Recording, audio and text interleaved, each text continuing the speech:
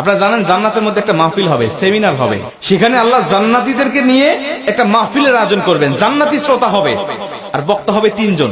প্রথমে বিশেষ বক্তা হিসেবে থাকবেন হযরত দাউদ আলাইহিস সালাম। দাউদ আলাইহিস সালামের কুরআন নাযিল হয় নাই, দাউদ নবী কোনদিন কুরআন পড়েও নাই।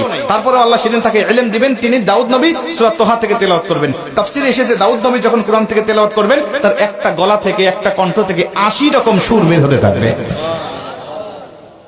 জান্নাতীরা দাউদ নবীর কণ্ঠে তেলাওয়াত শুনে তো পাগল, বলবে আল্লাহ কি তেলাওয়াত শুনতেছি, আমরা তেলাওয়াত শুনে শুনে জান্নাতে থাকতে চাই, আর কিচ্ছু চাই না। আল্লাহ বলবে এর থেকে কি সুমধুর তেলাওয়াত শুনতে চাও না? জান্নাতীরা বলবে আল্লাহ এর থেকে সুমধুর তেলাওয়াত হতে পারে, আমাদের আর বিশ্বাস হয় না।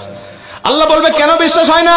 দাউদ নবীর উপরে কোরআন নাজিল হয় নাই, দাউদ নবী কোরআনের জন্য মার খায় নাই। যে নবীর উপরে কোরআন নাজিল করেছি, যে নবী কোরআনের জন্য মার খেয়েছে, দাঁত শহীদ করেছে, মাথার হেলমেট ভেঙেছে, উহুদের প্রান্তরে রক্তক্ষরণ করেছে, ওই নবীর কণ্ঠ থেকে কোরআনের তেলাওয়াত শোনো কেমন সুমধুর শোনা যায়।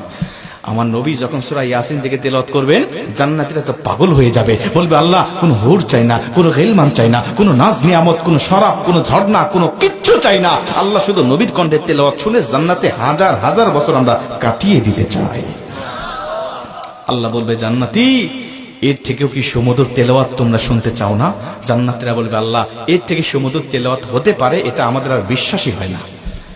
জান্নাতীরা কেন বিশ্বাস হবে না বলো?